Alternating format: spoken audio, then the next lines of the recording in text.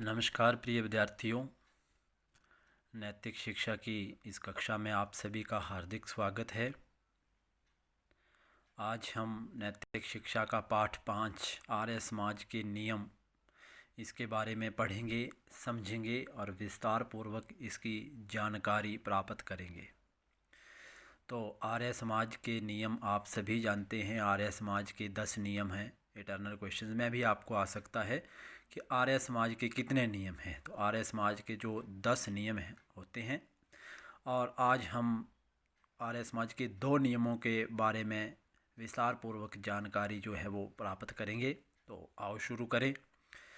आर्य समाज के नियम केवल आर्य समाजियों के लिए नहीं है, बल्कि समस्त मानव जाति के लिए है। बोलता है जो लोग आर्य समाज से जुड़े हैं या आर्य समाज में रहते हैं, ये नियम जो है उन लोगों के लिए नहीं बने हैं। ये नियम पूरे संसार में सभी लोगों के लिए, सभी मनुष्यों के लिए जो है ये नियम बने हुए हैं। हर कोई व्यक्ति नियमों का पालन कर सकता है, और जो व्यक्ति नियमों का पालन करता है वो हमेशा सफलता की सीढ़ियों को चढ़ते चला जाता है। इनमें पक्षपात नहीं किया गया है। इनमें कोई भेदभाव, पक्षपात होता है भेदभाव, इनमें कोई भेदभाव नहीं है कि ये नियम आर्य समाज वालों के लिए है, बाकी लोगों के लिए नहीं है। ऐसा कोई भेदभाव नहीं है, तथा ये सब मनुष्यों के लिए हितकर है। हितकर होता है हितकारी, जरूरी है। ये सभी मनुष्यों के लिए जो है वो जरूरी है। ईश्वर के अस्तित्व को स्वीकार करना सब मनुष्यों का परम कर्तव्य है। ईश्वर के अस्तित्व को, कि ईश्वर क्या है, कहाँ से है, कैसे है, उसके बारे में जानकारी प्राप्त करना सभी का परम कर्तव्य है, और ये कर्तव्य का पालन हमें अवश्य करना होगा। आर्य समाज के प्रथम 2 नियम। पहला नियम है सब सत्य विद्या और जो पदार्थ विद्या से जाने जाते हैं उन सब का आदिमूल परमेश्वर है। क्या बोलता है कि सब सत्य विद्या, जो भी सच पर आधारित जो भी संसार में चीज़ें हैं, जो भी विद्या है, और जो पदार्थ और जो चीज़ें विद्या से जानी जाती हैं, उन सब का आदि मूल, उन सब को देने वाला, उन सब को पैदा करने वाला, उन सब को हमारे तक पहुंचाने वाला कौन है? परम पिता परमेश्वर है। लेकिन कौन? जो सत्य पर आधारित चीज़ें हैं, ठीक है, जो पदार्थ सत्य से जाने जाते हैं, जो चीज़ें सच से जानी जाती हैं, उन सब को देने वाला जो है वो परमेश्वर है। इस नियम में 2 बातें बताई गई हैं। सब सत्य विद्याओं का आदि मूल परमेश्वर है। जो भी सच्चे ज्ञान है, जो भी सच्चे ज्ञान की बातें हैं, उन सब का स्रोत होता है भंडार। उन सब का भंडार है परमेश्वर, परमात्मा। उन सब का भंडार कौन है? परमात्मा है। उसी ने सृष्टि के आरंभ में समस्त मानव जाति के लिए वेदों का ज्ञान दिया।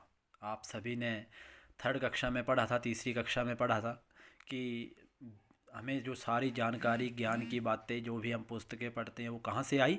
वेदों से ली गई। तो फिर प्रश्न उठता है वेद कहाँ से आए? तो वो भी हमने उसी कक्षा में पढ़ा था, 3री में, कि वेद जो है वो परमात्मा की देन है। परमात्मा ने वेदों का ज्ञान 4 ऋषियों के हृदय में डाला, और उन 4 ऋषियों ने वेद लिखे हैं। ठीक है, तो वेदों का ज्ञान दिया। वेदों में सत्य ज्ञान है, जो भी वेदों में बताया गया वो सच है। इस प्रकार पिता अपनी संतान को सभी हितकर बातें बतलाता है। जैसे पिता अपनी पिता अपने बच्चे को, अपनी संतान को हितकारी बातें बताता है, उसी प्रकार परमेश्वर ने भी वेदों में ऐसे उपदेश दिए हैं जिन पर चलते हुए, जिस प्रकार पिता अपनी संतान को सभी हितकर बातें बतलाता है, जैसे पिता अपने बच्चे को जो है सभी अच्छी और ज़रूरी बातें बताता है, उसी प्रकार परमात्मा ने भी वेदों से हमें ऐसे उपदेश दिए हैं जिन पर चलते हुए संसार और लोगों का कल्याण होता है। मनुष्य के ज्ञान में भूल हो सकती है और वे ज्ञान झूठा भी साबित हो सकता है, परंतु परमात्मा द्वारा दिया गया ज्ञान सीधा, सच्चा और भ्रम रहित है। उसमें कोई भी भ्रम नहीं है, कोई भी शक नहीं है। फिर बोलता है ख पार्ट में, सत्य विद्याओं से सृष्टि की जिन वस्तुओं का ज्ञान होता है, उन वस्तुओं का आदि मूल परमेश्वर है। इस संसार में जो भी वस्तुएं हैं जिनका हमें पता चलता है, ज्ञान प्राप्त होता है, उनको देने वाला भी परमेश्वर है। जैसे मनुष्य विज्ञान के बल पर अनेक खोजें कर रहा है। इन खोजों के द्वारा उसने विद्युत शक्ति, अणु शक्ति, वाष्प शक्ति और रेडियम आदि पदार्थों का पता लगाया है। इसका भी आदि मूल कौन है? परमेश्वर ही है। इसको भी देने वाला कौन है? परमेश्वर ही है। मनुष्य ने अनंत ब्रह्मांड में अनेक सूर्य तथा अनेक ग्रहों का पता लगाया। इन सब को निर्माण करने वाला, इन सब का पैदा करने वाला, बनाने वाला जो है वो परमात्मा ही है। ये था हमारा पहला नियम कि जो भी सत्य पर आधारित चीज़ें हैं, जो भी पदार्थ हैं सत्य पर आधारित, उन सब को देने वाला परमात्मा है। दूसरा नियम, परमात्मा के 19 नामों का विशेषण किया गया है और उनको अर्थ सहित विस्तार पूर्वक यहाँ बताया भी गया है और आपको समझाया जाएगा। ईश्वर सच्चिदानंद स्वरूप, निराकार, सर्वशक्तिमान, न्यायकारी, दयालु, अजन्मा, अनंत, निर्विकार, अनुपम, सर्वाधार, सर्वेश्वर, सर्वव्यापक, सर्वांतर्यामी, अजर, अमर, अभय, नित्य, पवित्र और सृष्टि करता है। उसी की हमें उपासना करनी चाहिए। ये 19 नाम जो है परमात्मा के नाम के विशेषण हैं और इन 19 नामों को अब आप विस्तार पूर्वक समझेंगे। सबसे पहला है सच्चिदानंद स्वरूप। सच्चिदानंद का अलग अलग करके लिखेंगे आप लोग तो सत प्लस चित प्लस आनंद होगा। सत का अर्थ होता है सदा रहने वाला, चित का अर्थ होता है ज्ञानवान, चेतन तथा ज्ञानवान, आनंद स्वरूप, आनंद जिसका अपना रूप है, जो हमेशा खुश रहता है, जो कभी दुखी नहीं होता, ये सच्चिदानंद परमात्मा का ही नाम है। निराकार, आप सभी जानते हैं परमात्मा निराकार है, उसका कोई आकार नहीं है, कोई शक्ल सूरत नहीं है। वे ना मोटा है, ना पतला है, ना बौना है, ना लंबा है, ना भारी है, ना हल्का है, ना गोरा है, ना काला है। वह किसी प्रकार के आकार को धारण नहीं करता।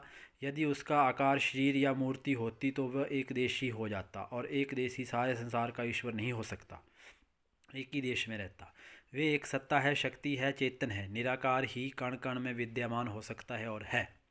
तो परमात्मा जो है वो निराकार है, ठीक है, उसका कोई आकार नहीं है।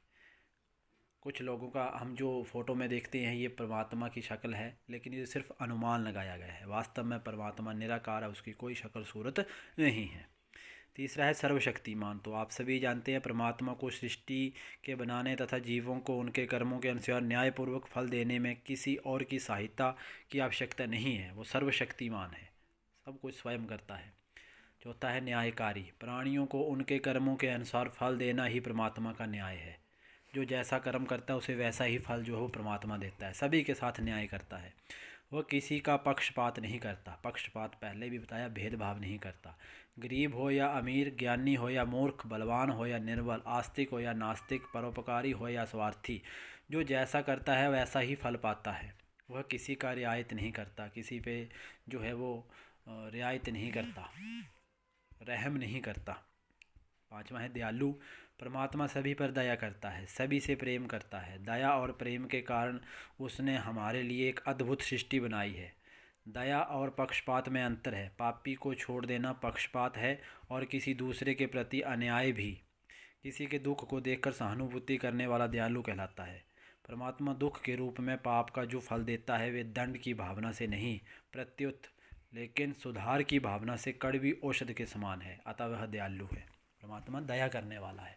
हम गलत काम करते हैं, हमें उसकी सज़ा मिलती है, ठीक है, लेकिन वो सज़ा जो है उससे हम सीखते हैं और फिर हम अच्छे काम करना शुरू कर देते हैं। तो वो परमात्मा की दवाई होती है, औषधि होती है, इसलिए परमात्मा को दयालु कहा गया है। अजन्मा। परमात्मा कभी जन्म धारण नहीं करता, उसका कभी जन्म नहीं हुआ। यदि वह जन्म लेता तो उसकी मृत्यु भी अवश्य होती। यदि उसका जन्म हुआ होता तो उसकी मृत्यु भी अवश्य होनी थी।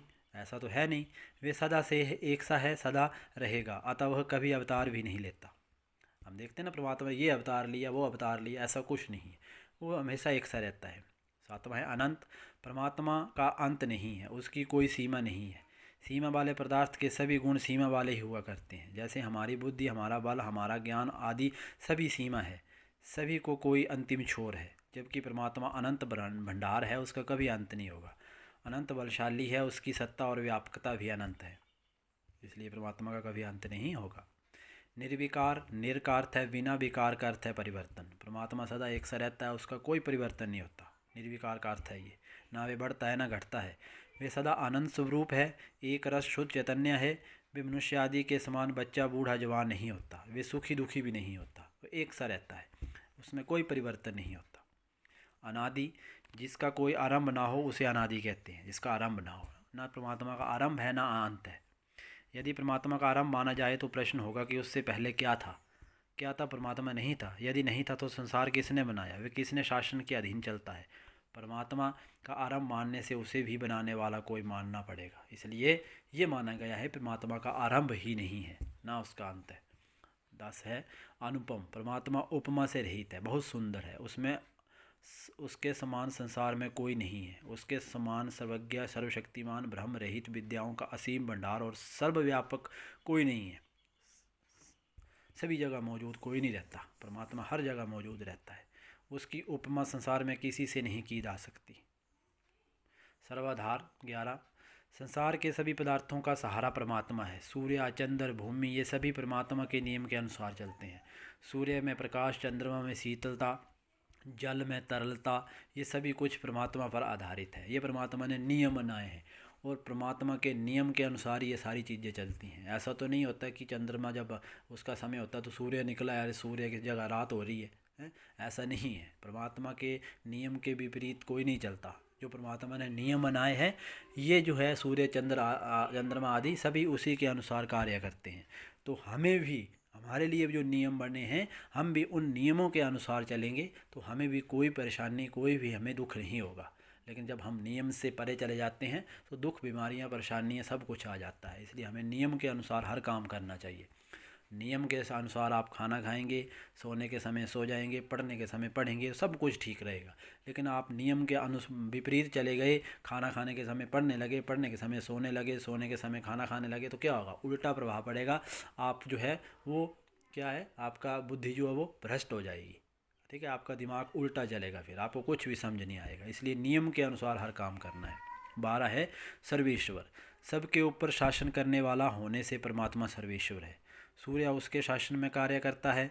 इसी प्रकार संसार के सभी पदार्थ उसके नियम में कार्य करते हैं।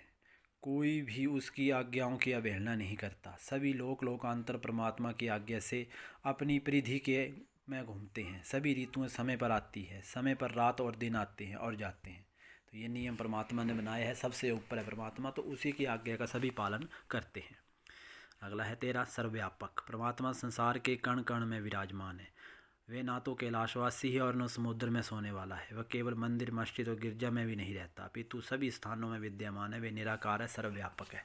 कुछ बोलते हैं लोग, चलो कैलाश पर्वत चलो परमात्मा के दर्शन करने, चलो केदारनाथ चलो परमात्मा के दर्शन करने। परमात्मा कहीं भी मंदिर मस्जिद में नहीं रहता, वो हमारे मन में है, कण कण में मौजूद है। इसलिए आप कहीं भी परमात्मा का ध्यान लगा सकते हैं। ऐसा नहीं कि मंदिर ही जाने से परमात्मा का ध्यान लगता है, कहीं भी आप परमात्मा का ध्यान लगा सकते हैं, वो निराकार है। 14 सर्वांतर्यामी है, ये तो आप सभी जानते हैं। परमात्मा सर्वांतर्यामी है, सब कुछ जानता है। परमात्मा सब जीव जंतुओं के हृदय में विद्यमान है, उनके हृदय की बात जानता है। हम जो सोचते हैं उसको भी परमात्मा का ज्ञान है। जब दो मनुष्य एकांत में बैठकर बात करते हैं तो तीसरा परमात्मा भी उनमें विद्यमान रहता है। अतः कभी मन से भी पाप नहीं करना चाहिए, इसलिए गलत कभी नहीं सोचना चाहिए, क्योंकि हमारे मन में परमात्मा विद्यमान है। जब हम अकेले हैं तो हमारे साथ परमात्मा है। जब हम दो लोग आपस में गुफ्तगू कर रहे हैं, बात कर रहे हैं, तो परमात्मा वहाँ पे तीसरा रूप होता है। तो इसलिए हर काम अच्छी तरह से करना चाहिए। 15 है अजर, जरा बुढ़ापे को कहते हैं। परमात्मा कभी बूढ़ा नहीं होता। वे प्रणव है तथा नवीन, प्रणव है नवीन भी सदा नवीन रहता है। उसकी सभी शक्तियाँ सदा एक जैसी बनी रहती है। वे एक रस है, ठीक है, वो कभी बूढ़ा नहीं होता। अमर, वो कभी नहीं मरता, ना उसका जन्म हुआ ना उसकी मृत्यु होगी। अभय, 17 है अभय, परमात्मा को शत्रु नहीं है, मित्र से भय नहीं है। वो किसी से नहीं डरता, ना उसका कोई शत्रु ना उसका कोई मित्र है। मनुष्य अपने बनाए बिंब में स्वयं भयभीत हो जाता है। मनुष्य अपने आप डर जाता है, अपने बनाए हुए काम से ही डर जाता है। लेकिन परमात्मा का कोई शत्रु मित्र नहीं है, वो किसी से नहीं डरता। नित्य अपवित्र, परमात्मा में कभी किसी प्रकार की अपवित्रता संभव नहीं है। वो साफ सुथरा हमेशा रहता है। मनुष्य दुष्कर्मों से अपवित्र हो जाता है, लेकिन परमात्मा कभी बुरे कर्म नहीं करता। वो हमेशा अच्छे काम जो है वो सत्कर्म करता है, अच्छे पवित्र कर्म करता है, सदा पवित्र है। सृष्टिकर्ता 19, परमात्मा समस्त संसार को रचने वाला है। वे अपने ज्ञान और व्यापक शक्ति से संसार को बनाता है। सूर्य, चंद्र, जल, वायु, अग्नि, भूमंडल को उसी ने रचा, सारी चीज़ें उसी ने बनाई।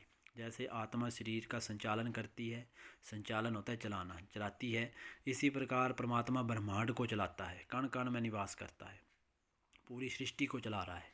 परमात्मा को अपनी पूरी सृष्टि मैं किसी से किसी प्रकार का कोई भय नहीं है, वो किसी से नहीं डरता।